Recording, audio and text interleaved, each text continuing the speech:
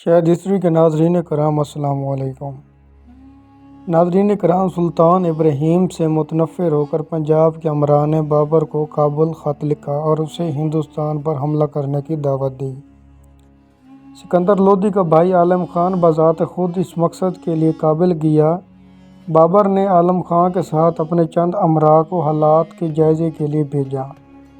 ان امراء نے سیالکوٹ، لاہور اور دیگر علاقوں کو فتح کر لیا اور بابر کو حالات سے باخبر کیا، جو 1 مارچ الاول 932 ہجری 16 دسمبر 1525 میں ہندوستان کی فتح کے لیے روانہ ہوا۔ جب عالم خان لاہور پہنچا تو اس نے اس بات پر زور دیا کیونکہ مغل اس کی دعوت پر آئے تھے، لہذا دلی کو فتح کرنے کے بعد اسے وہ اس کے سپرد کر دیں۔ عالم خان اور مغلوں میں اس بات پر اختلاف پیدا ہو گیا، لہذا عالم خان 40,000 گھڑ سواروں کے ساتھ دلی روانہ ہوا اور شہر کا محاصرہ کر لیا۔ جب ابراہیم کو اس کی اطلاع ہوئی تو وہ 80,000 سپاہیوں پر مشتمل ایک فوج کی سرکردگی میں آگرہ سے چلا۔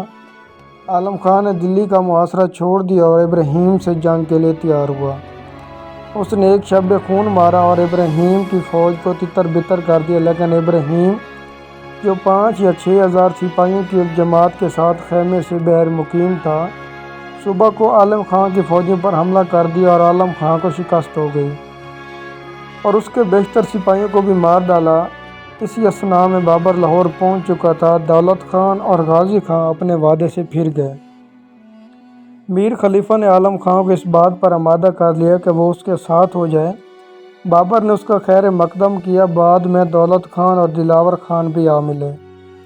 لاہور پر قبضہ کر لینے کے بعد بابر نے سنام اور سمانہ کی جانب پیش قدمی کی اور تردی بیگ کو 4,000 گھڑ سواروں کی سرکردگی میں مقدمۃ الجیش کی حیثیت سے دلی کی جانب روانہ کیا۔ ابراہیم نے داؤد خان کو 10,000 گھڑ سواروں اور کچھ ہاتھیوں کے ساتھ تردی بیگ کے مقابلے کے لیے روانہ کیا، جس نے داؤد خان کی فوج پر رات میں اچانک حملہ کر دیا۔ داؤد خان کے بیشتر آدمی کو مار ڈالا گیا اور خود داؤد خان کو گرفتار کر لیا گیا۔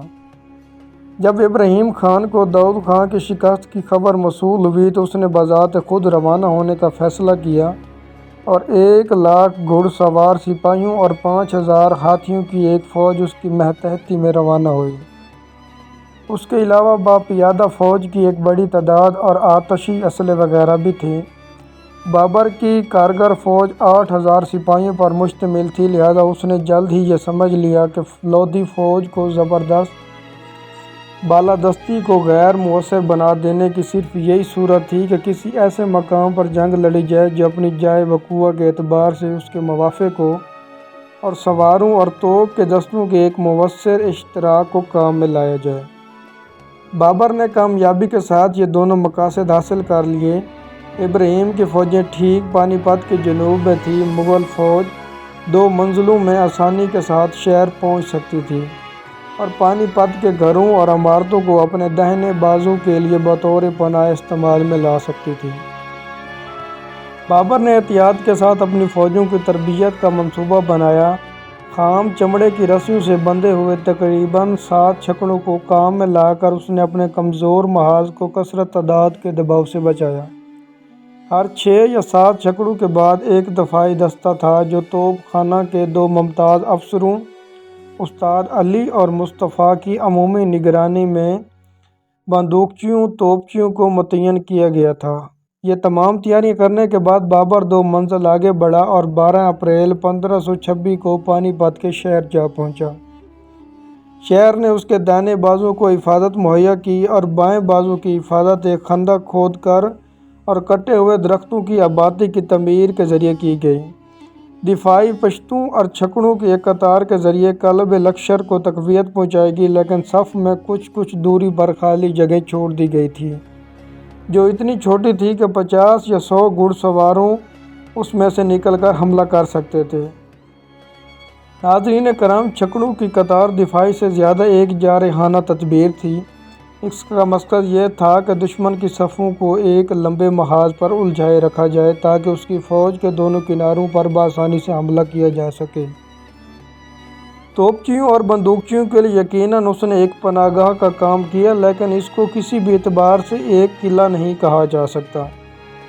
12 اپریل کے بعد تقریباً ایک ہفتے تک افغانی فوجیں حقیقی جنگ کا آغاز کیے بغیر میدان میں کھڑی رہیں۔ 19 اپریل کو بابر نے حملہ کی ایک غیر مؤثر کوشش کی۔ بہرحال چند دن بعد جنگ شروع ہو گئی۔ بالکل گتھی ہوئی ایک جماعت میں کھڑے ہونے کے باعث ابراہیم کے آدمی نہ آگے بڑھ سکتے تھے اور نہ ہی پیچھے ہٹ سکتے تھے۔ جنگ صبح 6 بجے شروع ہوئی اور دوپہر تک افغانی فوج کے قدم اکھڑ گئے اور ہزاروں کی تعداد میں افغانی لاشوں سے، جن کے درمیان ابراہیم کی لاش بھی تھی۔ پانی پت کے میدان جنگ ڈھک گیا۔ نعمت اللہ کا خیال ہے کہ سلطان ابراہیم کے ماں سوا ہندوستان کا کوئی سلطان میدان جنگ میں نہیں مارا گیا۔